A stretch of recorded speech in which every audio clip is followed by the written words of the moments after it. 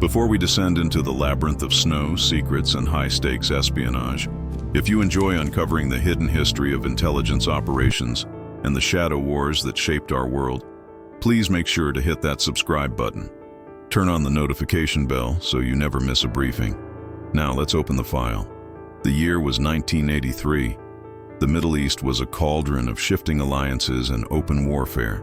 The Iran-Iraq War was consuming the region, a brutal grinder of attrition that drew the eyes of every major intelligence agency on the planet. But for the strategists in a nondescript office building in Tel Aviv, the chaos of the war offered something rare, a blind spot. Avner Lev was not a man who stood out in a crowd. He was of average height, with graying hair and the perpetual weary expression of a mid-level accountant. In reality, Avner was a legend within the halls of the Institute, a specialist in deep cover infrastructure. He didn't pull triggers, he built the stages upon which others performed. His latest directive had come straight from the Prime Minister's office, bypassing the usual committee reviews. The objective was Iran. Since the 1979 revolution, the country had gone dark to Israeli eyes. The friendly relations of the Shah's era were gone, replaced by a regime that viewed the Jewish state as a primary antagonist. Intelligence had dried up. Human assets had fled or been neutralized. Yet whispers were reaching Tel Aviv. Whispers of a new ballistic capabilities program being developed in the Zagros Mountains, far from the Iraqi front lines. Shielded by geography and secrecy, they needed eyes on the ground. Not satellites, not intercepted radio signals, but a man inside the perimeter. "We cannot send a tourist," the director told Avner, the smoke from his cigarette curling against the map of the Middle East pinned to the wall. "We cannot send a businessman. The Revolutionary Guard checks everyone. We need a reason to be there that is so pure, so unassailable, that to question it would look like madness." Avner studied the map.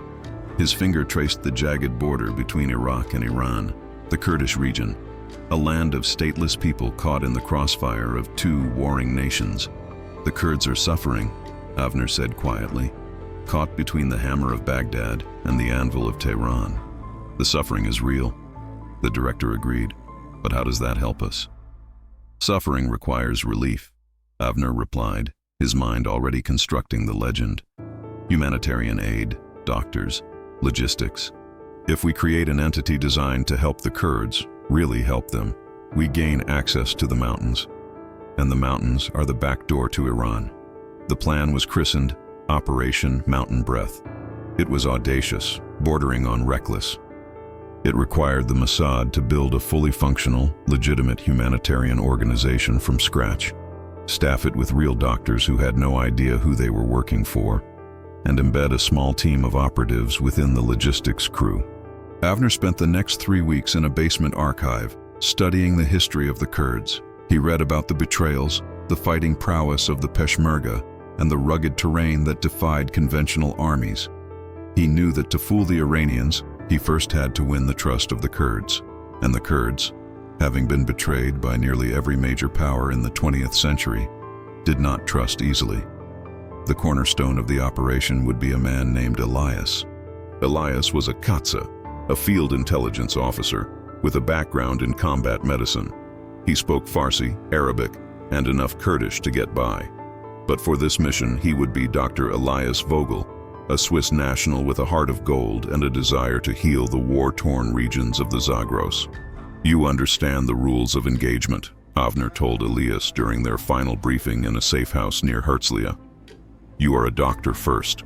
If you save 1,000 lives and steal one piece of paper, the mission is a success. If you blow your cover, there is no extraction. The Iranians will not put you on trial."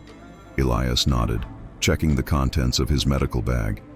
Hidden beneath layers of sterile gauze and surgical tools were high-frequency transmitters, micro cameras, and one-time encryption pads. "I'm not worried about the Iranians yet," Elias said. "I'm worried about the winter. They say the Zagros eats armies." "Then let's hope it has an appetite for deception," Avner replied. "To build a lie that can withstand the scrutiny of a hostile intelligence service, one must anchor it in the truth." Avner knew that a fake charity created overnight would raise red flags. The organization needed a paper trail, a history, and a European face. The operation moved to Zurich, Switzerland. The banking capital of the world was also a hub for international NGOs, making it the perfect camouflage. Avner, operating under the alias of a wealthy philanthropist, registered the Alpine Medical Relief Initiative, AMRI. Lawyers were hired, offices were leased in a respectable district, and bank accounts were funded through a maze of shell companies that obscured the money's origin in Tel Aviv. But paperwork was not enough. They needed staff. Avner placed advertisements in medical journals across Europe, calling for doctors and nurses willing to work in challenging environments. The response was overwhelming. Idealistic young practitioners, bored surgeons looking for purpose, and nurses wanting to make a difference applied. Avner interviewed them personally, playing the role of the eccentric donor perfectly. He selected a team of 12, mostly French and German nationals, with a few Scandinavians. They were vetted not for their intelligence potential, but for their cluelessness. They had to be genuine. Their innocence was the shield that would protect the operatives. Among the legitimate hires, Avner planted his seeds. Elias, now fully inhabiting the persona of Dr. Vogel, was appointed the chief medical officer. 2 other operatives, posing as logistics coordinators, were inserted to handle the supply chains and the secret equipment. The beauty of a humanitarian convoy, Avner explained to the team in a Zurich conference room, is that it is expected to carry strange equipment, generators, radio masts for communication, heavy crates. Who is to say what is inside the oxygen tank casings? The team spent a month in Zurich, organizing supplies. They purchased legitimate medicines, blankets, and surgical equipment. They bought Land Rovers and painted the AMRI logo on the doors, a stylized mountain peak with a red cross. The visual branding was crucial. It had to look official. It had to look harmless. While the medical team practiced triage protocols, the logistics coordinators were busy in a warehouse on the outskirts of the city. They were modifying the chassis of the Land Rovers. Hollow compartments were welded into the frames to hide weapons and emergency cash. The communication equipment, long-range burst transmitters capable of sending encrypted text to Tel Aviv in seconds, was disguised as standard ham radios used for coordinating relief drops. The most delicate piece of engineering was the Trojan horse. It was a portable X-ray machine, a heavy lead-lined beast of a device intended for field surgery. In reality, the lead lining masked a sophisticated sensor suite designed to detect radioactive isotopes and specific chemical signatures associated with solid fuel missile propellants. The plan was to set up the clinic near the suspected Iranian facility and let the X-ray machine sniff the air. As the departure date approached, the atmosphere in the Zurich office shifted from administrative busywork to nervous anticipation. The news from the Iran-Iraq front was grim. Chemical weapons were being used. Entire villages were being depopulated. Avner gathered the team for a final dinner. He looked around the table at the faces of the innocent doctors he was sending into the lion's den. He felt a pang of guilt, a familiar coldness in his chest. They were good people. If things went wrong, they would be collateral damage. But the security of the state required the risk. "You go to do good work," Avner told them, raising a glass of wine. "To heal where there is only hurt. There is no higher calling." Dr. Vogel caught Avner's eye. The look between them was brief, devoid of sentiment. The philanthropist was staying in Zurich. The spy was going to war. The journey from Europe to the staging ground in Turkey was uneventful, a blur of customs checks and long drives. But the real test began at the Iraqi border. The AMRI convoy, 6 vehicles heavy with supplies, crossed into northern Iraq through a smuggling route known only to the locals. Their destination was a mountain stronghold controlled by a Kurdish faction that was technically fighting Baghdad, but maintained a complex, porous relationship with the Iranian border guards. The leader of this faction was Mam Jalal, a warlord of immense repute, known for his tactical brilliance and his deep paranoia. The convoy wound its way up switchback roads that clung to the sides of precipitous cliffs. The air grew thin and cold. Below them, the valleys were scarred by artillery craters, the remnants of recent skirmishes. They were stopped at a checkpoint manned by Peshmerga fighters. These were not the uniformed soldiers of a state army. They were men in baggy trousers and mismatched camouflage, carrying AK-47s that had seen decades of service. "Papers," the guard demanded. though he couldn't read the Swiss passports Elias handed him. He was looking for fear. Elias smiled, projecting the calm arrogance of a doctor who believed his neutrality was a force field. "We are here to see Mam Jalal. We bring medicine, penicillin, anesthetics." The mention of anesthetics changed the guard's demeanor. Pain was the constant companion of the Peshmerga. A convoy that could take away the pain was worth more than gold. They were escorted to the main camp, a collection of stone houses and canvas tents nestled in a natural amphitheater of rock. Mam Jalal received them in his quarters, sitting on a rug, cleaning a pistol. He was a man of 60, with a face carved from granite and eyes that missed nothing. "Swiss," Jalal said, looking at the AMRI logo. "You are far from the Alps. Suffering has no borders." Elias recited the cover story. "We heard reports of the fighting. We know you have wounded." "We always have wounded," Jalal said. "But why here? Why not the refugee camps in Turkey?" "Because the need is greater here," Elias said, "and because we are independent. We do not answer to Ankara or Baghdad or Tehran. We answer only to the patient." Jalal studied him. The warlord was no fool. He knew that in this region, nobody helped for free. "And what do you need from us, doctor?" "Security," Elias said. "A place to set up our field hospital, and safe passage for our ambulances to reach the villages near the Eastern Pass." The Eastern Pass, the gateway to Iran. Jalal's eyes narrowed. "The Eastern Pass is dangerous. The Iranians watch it. The Pasdaran, the Revolutionary Guard, patrol there. We have treated Iranians too," Elias lied smoothly. "Medical neutrality protects us." Jalal laughed, a dry barking sound. "Neutrality protects nothing here. Only Kalashnikovs protect." "But..." He paused. "My brother has shrapnel in his leg. It is festering. The local butcher wants to cut the leg off. Can you save it?" "Let me see him," Elias said. The surgery took 4 hours.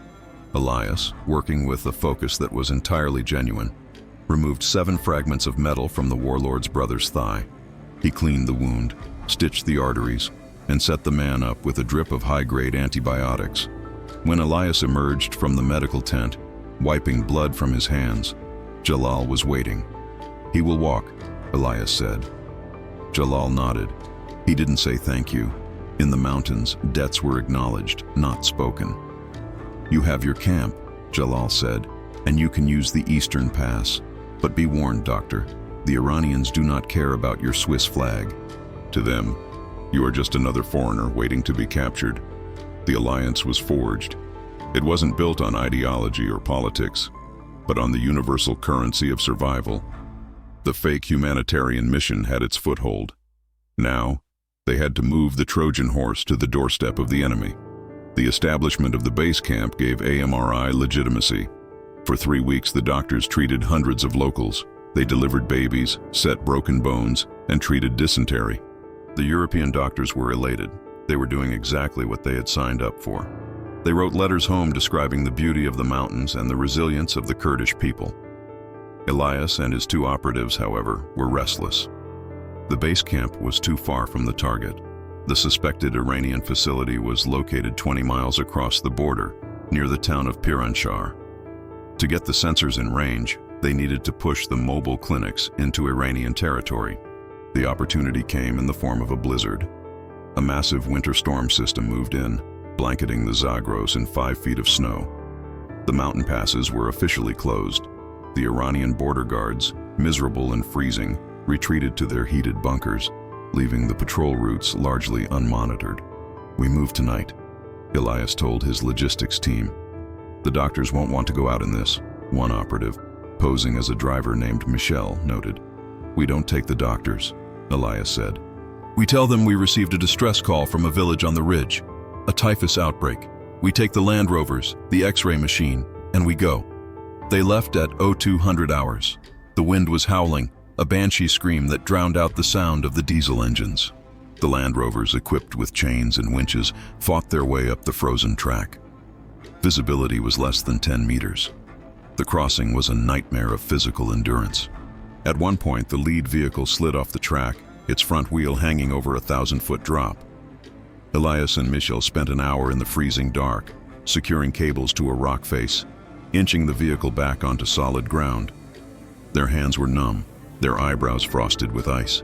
This was the reality of the mountain breath. It tried to kill you with cold before the enemy could kill you with bullets. By dawn, they had crossed the invisible line on the map. They were in Iran. The landscape didn't change, but the feeling in the air did. They were now behind the Iron Curtain of the Islamic Republic. If they were caught here, the Swiss passports would be useless. They would be branded as spies, which they were, and disappeared into the dungeons of Evin prison. They reached the designated village, a cluster of mud brick houses half buried in snow. The villagers were Kurds, kin to those on the Iraqi side, and they cared little for the borders drawn by politicians in capitals far away. Elias met with the village elder. He spoke in a dialect of Kurdish he had practiced for months. He offered blankets, kerosene heaters, and food.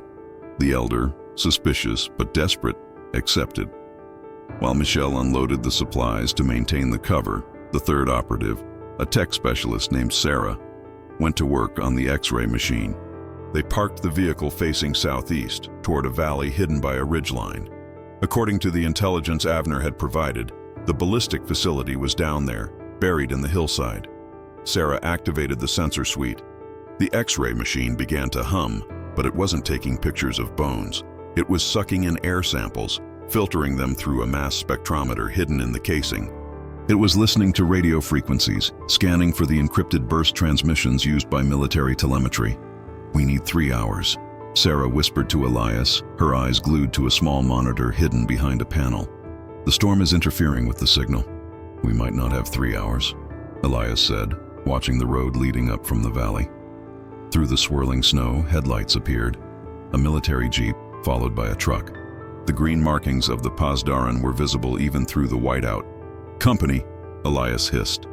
"Switch to medical mode, now." Sarah slammed the panel shut, flipped a switch that engaged the actual X-ray tube, and grabbed a stack of medical charts. Elias stepped out into the snow, pulling his stethoscope from his pocket. He forced his heart rate to slow. He was Dr. Vogel. He was a humanitarian. He was indignant that soldiers would interrupt his work. The jeep skidded to a halt. 3 men jumped out, Kalashnikovs raised. Their beards were unkempt, their eyes wild.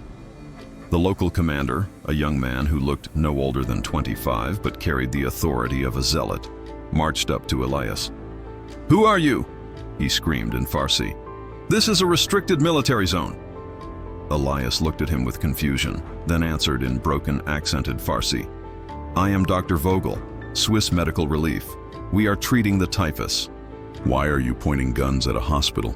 The commander hesitated. The sheer audacity of the claim, combined with the professional-looking vehicles and the red crosses, confused him. "There is no typhus here," he spat. "There is, if you don't let us work," Elias retorted, channeling the arrogance of a Western doctor. "Do you want to check the patients? Do you want to catch the fever?" The soldiers took a step back. Fear of disease was often stronger than fear of the enemy. "Check the truck," the commander ordered his men, pointing at the vehicle with the X-ray machine. Elias's blood ran cold. If they opened the casing, if they saw the wires that didn't belong. "Be careful," Elias shouted, rushing forward. "That is radiation equipment. It is unstable in this cold. If you crack the lead shielding, you will sterilize yourselves." The soldier reaching for the latch froze. The threat of sterility was a powerful deterrent in a culture that valued lineage above all else. He looked at his commander. "Leave it," the commander growled. He glared at Elias. "You have 1 hour. Distribute your pills and get out. If I see you here again, I will shoot you myself." 1 hour is all we need," Elias said, bowing his head respectfully. As the soldiers retreated to their jeep to wait, Elias looked at Sarah. She gave a microscopic nod. The sensors were running. They were recording the chemical signature of the valley air. They were capturing the ghost of the weapon being built below. They returned to the Iraqi side of the border before the storm broke, their hard drives full of data. The transition back to the base camp, Camp Hope, as the doctors called it, was jarring. Elias had to switch instantly from the high-wire tension of the infiltration to the mundane administrative duties of a hospital chief. The data they had collected was encrypted and burst transmitted to Tel Aviv via the ham radios during the night shift. The response from Avner was terse, but electrified. Data confirmed solid fuel composite traces. High grade, matches signature of heavy ballistic missiles. We need more. We need to know where the guidance systems are coming from. The mission parameters had shifted. It wasn't enough to know the weapon existed. They needed to know the supply chain. They needed to identify the foreign experts who were undoubtedly helping the Iranians. Camp Hope became a strange purgatory. By day, it was a beacon of humanity. The European doctors performed miracles with limited resources. They saved children from dehydration, treated shrapnel wounds, and vaccinated entire valleys. The gratitude of the Kurds was overwhelming. They brought the doctors fresh bread, goat cheese, and wild honey. Elias felt the weight of the deception. He was saving lives, yes, but he was using these people as human shields for his espionage. Every time a Kurdish mother thanked him for saving her child, he felt a twist in his gut. He was using their misery to hide his mission. The dichotomy was sharpest with Dr. Cote, a young French surgeon who was the heart of the team. She was brilliant, tireless, and deeply suspicious of the logistics crew. "Why does Michel always lock the supply tent?" she asked Elias one evening over tea. "I needed saline yesterday, and I couldn't get in." "And the radios? Why do you have such powerful antennas for a relief mission?" "Security protocols, Elise," Elias said, stirring his tea. "We carry cash. We carry narcotics for surgery. We have to be careful." "It feels like more than that," she said, her eyes searching his. "Sometimes, Elias, you don't look like a doctor. You look like a soldier." "I was in the army once," Elias said, telling a half-truth. "In Switzerland, conscription. We all learned to march." "You march differently," she said. "Just be careful.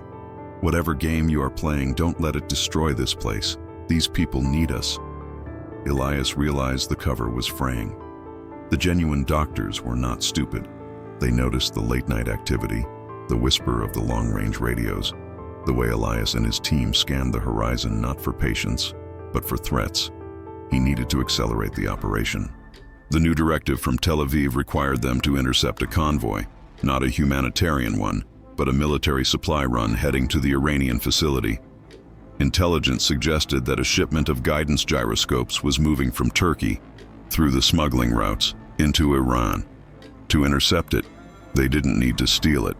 They just needed to photograph the shipping labels. They needed to know the origin. This meant going back into the cold. But this time, they couldn't just drive in. They had to ambush the smugglers. The plan required a change of venue. The mountain passes were too remote to intercept the specific commercial trucks carrying the tech. They needed to get to the transshipment point, the city of Piranshar itself on the Iranian side. Avner arranged a daring pivot. AMRI would reach out to the Iranian Red Crescent. They would offer a goodwill transfer of surplus medical supplies that were expiring. It was a diplomatic gamble. If the Iranians accepted, it would give Elias a legitimate reason to enter the city with a truck. The telex was sent. 2 days later, a response came. The Iranian authorities, desperate for medical supplies due to the sanctions and the war, accepted the offer. They instructed Dr. Vogel to bring the supplies to the central hospital in Piranshar. "This is it," Elias told his team. "We go in the front door." They loaded a truck with antibiotics and bandages. Hidden in the lining of Elias's coat was a Minox subminiature camera. Michel drove. Sarah stayed back to man the comms. The drive into Piranshar was a surreal experience. They passed through checkpoints where teenage soldiers with headbands reading "Warrior of God" scrutinized their papers. The AMRI truck, with its Swiss markings, was an alien object in a city geared for total war. Propaganda murals of the Ayatollah covered the walls. The streets were filled with mourners carrying coffins of the war dead. They reached the hospital. It was a chaotic scene. Wounded soldiers lay in the corridors. The smell of antiseptic and old blood was thick. Elias met with the hospital director, a harried man who looked like he hadn't slept in a week. While the supplies were being unloaded, Elias excused himself to use the washroom. He slipped out a side door into the alleyway. According to the intel, the military depot was 2 blocks away, disguised as a rug warehouse. Elias moved through the bazaar. He wore a local coat over his clothes, blending into the crowd. He was a shadow in the noise of the market. He found the warehouse. 2 trucks were parked outside. Men were loading wooden crates. Elias moved closer, feigning interest in a stall selling brass tea sets. He raised the camera, hiding it in his cupped hands. He snapped a series of rapid-fire photos. The markings on the crates were visible. Electronic Werke GmbH, German, West German. The shutter clicked, once, twice. Then a hand gripped his shoulder. Elias froze. He didn't turn immediately. He calculated the distance to the alley. He felt for the small blade hidden in his belt, a weapon of last resort. "You like the rugs?" a voice asked in Farsi. Elias turned slowly. It was a shopkeeper, an old man with milky eyes. He wasn't police. He wasn't Pasdaran. He was just a merchant. "Beautiful work," Elias said, his heart hammering against his ribs. "But I have no money." "Looking is free," the old man said, smiling. Elias nodded, managed a weak smile, and walked away. He had the photos. He had the proof. The West German companies were selling dual-use technology to the Iranians. He made it back to the hospital just as the unloading was finishing. The hospital director shook his hand warmly. "You have saved many lives today, Dr. Vogel," the Iranian said. "That is all we want to do," Elias replied. As they drove back toward the border, Elias touched the camera in his pocket. He had saved lives, yes, but the information in his pocket would likely lead to an airstrike that would end many others. The moral calculus of espionage was a heavy ledger, and Elias knew he was deep in the red. But the mission wasn't over. The Iranians were suspicious people. A Swiss charity appearing out of nowhere, crossing borders, handing out gifts. It was too good to be true. And in the world of intelligence, if something is too good to be true, it's usually a trap. The Pasdaran commander from the mountain pass hadn't forgotten them. And as the AMRI truck disappeared into the Zagros sunset, a green Jeep pulled out of a side street and began to follow. The drive back from Piranshar was an exercise in managed terror. Elias sat in the passenger seat of the Land Rover, his hand resting near the hidden compartment where the Minox camera and the roll of film lay. Every headlight that appeared in the rearview mirror sent a spike of adrenaline through his system, a chemical warning that the game was up. Michel drove with white-knuckled precision, navigating the icy switchbacks of the Zagros Mountains as the sun dipped below the peaks, plunging the world into a blue-gray twilight. They had the intelligence. They had the proof of West German complicity in the Iranian missile program. But intelligence is useless if it dies in the pocket of a corpse on a frozen mountain pass. The green Jeep that had pulled out of the side street in Piranshar was no longer visible, but Elias knew better than to believe they were safe. The Pasdaran commander, the zealot with the wild eyes from their first encounter, was not a man who let loose ends dangle. He was a hunter, and AMRI was leaving a scent that no amount of medical alcohol could mask. When they finally rolled into Camp Hope, the base was silent save for the flapping of canvas in the wind. The relief was short-lived. As Elias stepped out of the vehicle, his boots crunching in the snow, he saw Dr. Elise Coates standing by the entrance of the command tent. Her arms were crossed, her face a mask of cold fury. Beside her stood Mam Jalal, the Kurdish warlord, looking grimmer than usual. "We need to talk," Elise said. Her voice wasn't asking, it was an indictment. Elias signaled Michel to secure the vehicle and the film. He followed Elise and Jalal into the tent. Inside, the long-range radio, the one supposedly used for coordinating relief drops, was dismantled on the table. Its guts were exposed, revealing encryption chips that had no place in a civilian NGO's inventory. "I went looking for the satellite phone," Elise said, her voice trembling with a mixture of fear and betrayal. "I found this instead." "This isn't a medical radio, Elias. This is military grade. It's a burst transmitter." Elias looked at her. The time for lies was over. The deception, carefully constructed over months in Zurich, crumbled in seconds under the weight of undeniable circuitry. "Elise, listen to me." "No," she snapped. "Don't you dare lie to me again. We are here saving children, and you are painting a target on our backs. Who are you? CIA? MI6? Mossad?" Before Elias could answer, Mam Jalal stepped forward. The warlord placed a heavy hand on the table. It does not matter who he is, Doctor. What matters is that the Iranians know. The air in the tent seemed to drop 10 degrees. What do you mean? Elias asked, turning to Jalal. My scouts report movement, Jalal said, his voice low and gravelly. A Pasdaran armored column is moving up the valley from the east, not a patrol. A liquidation force. They have been asking questions in the villages. They know about the Swiss truck at the rug warehouse. They know about the photos. Elias closed his eyes for a second. The shopkeeper. The old man with the milky eyes in the bazaar hadn't been a shopkeeper at all. He had been a watcher. How long? Elias asked. 2 hours, Jalal said. Maybe less if they don't care about the mines. They are coming to wipe this camp off the map. They believe you are spies using the Kurds as cover. And, Jalal looked at the radio, it seems they are right. Elise gasped, stepping back. They're coming here? To kill us? They are coming to kill me, Elias said, his voice turning hard, the persona of Dr. Vogel vanishing completely to reveal the operative beneath. And anyone standing next to me, we have to evacuate, now. I have patience, Elise shouted. I have a woman in labor. I have 2 children on IVs. Then load them into the trucks, Elias ordered, grabbing his gear. We leave everything heavy. Tents, generators, the X-ray machine. Leave it all. We take the people, the medical records, and we drive. Drive where? Michelle asked, entering the tent. The pass to Turkey is blocked by snow. We don't go to Turkey, Elias said, looking at the map. We go up, into the White Corridor. The White Corridor was a smuggler's legend. A high-altitude ridgeline that skirted the Iran-Iraq border, eventually dropping down into friendly Kurdish territory in the north. It was barely a road. It was a goat path buried in ice, flanked by minefields left over from the 1970s. It was suicide in winter, but staying at Camp Hope was a death sentence. Jalal, Elias said, can you buy us time? The warlord looked at the Israeli spy. He looked at the French doctor. He looked at his own mountains. My men will hold the lower ridge, Jalal said. We owe you for my brother's leg.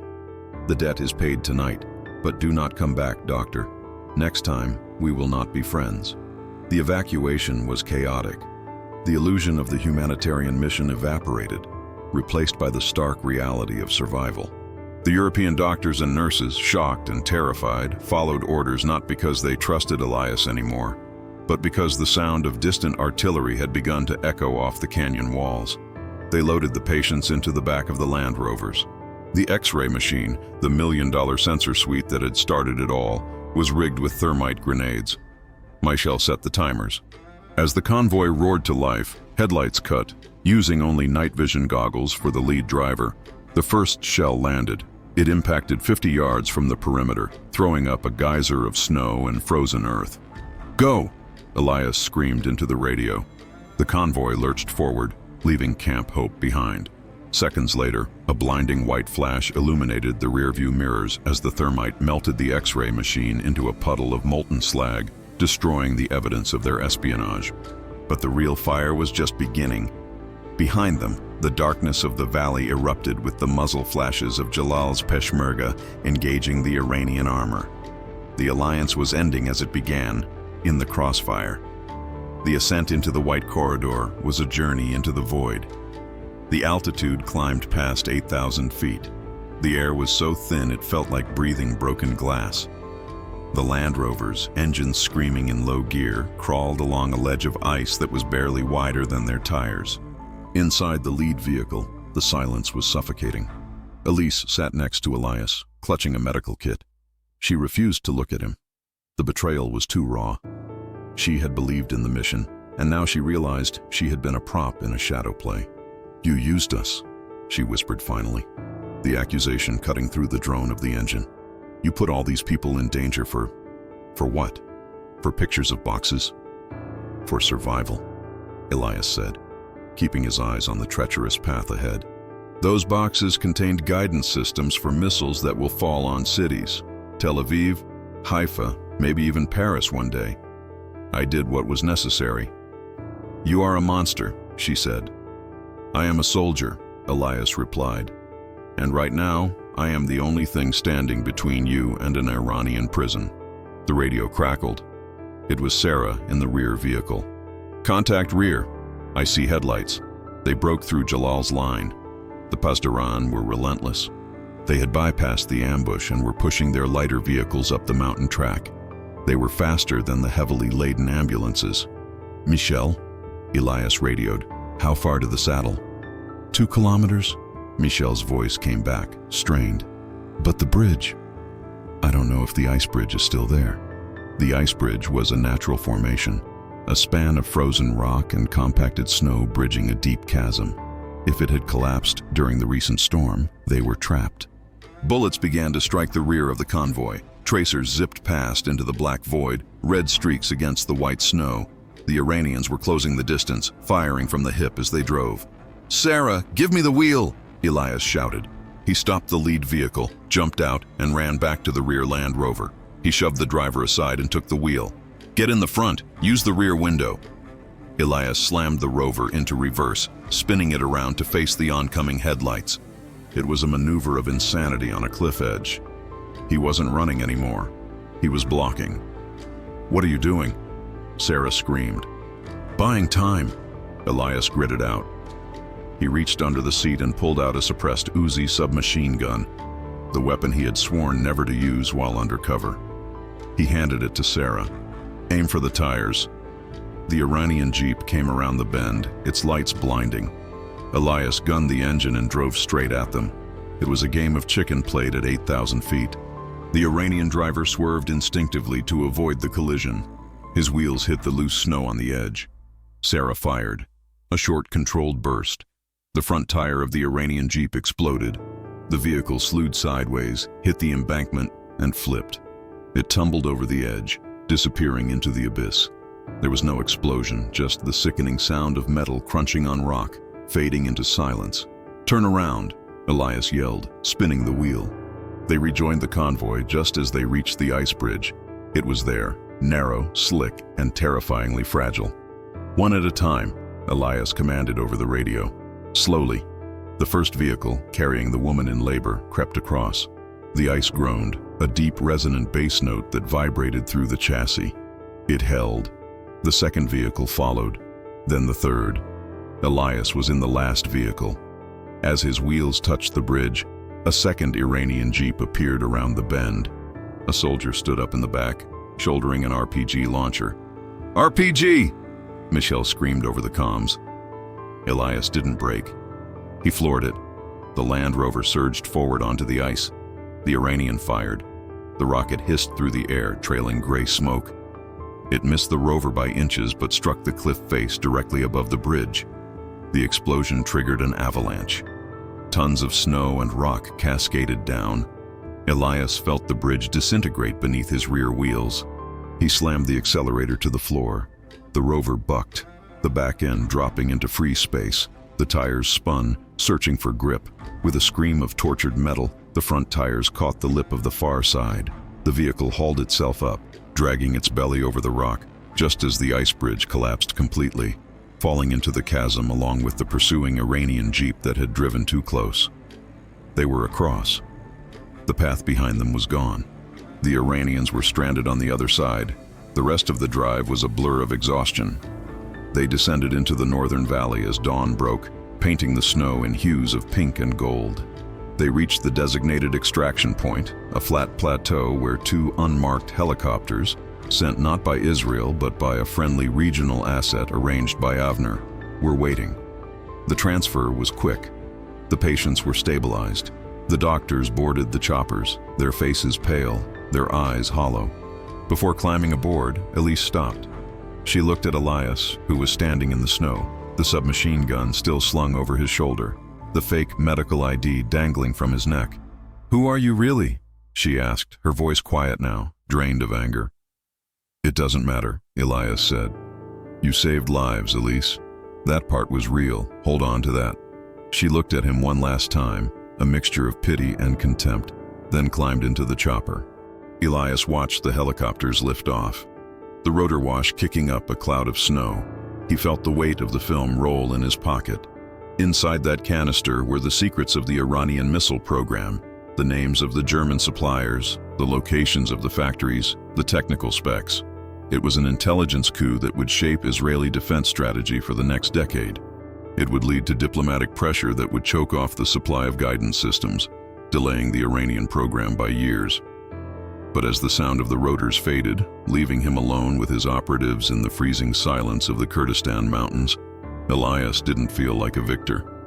He thought of Mam Jalal holding the line in the darkness. He thought of the trust he had burned to keep his country safe. Avner Lev would call it a masterpiece of tradecraft. The history books would never mention it. But Elias knew the truth. They had built a fake alliance, but the costs were very, very real. "Let's go home," Elias said to Michel. They turned and began the long walk to the secondary extraction point, leaving no footprints that the wind wouldn't cover by noon. Operation Mountain Breath was over. The mountains held their secrets once more.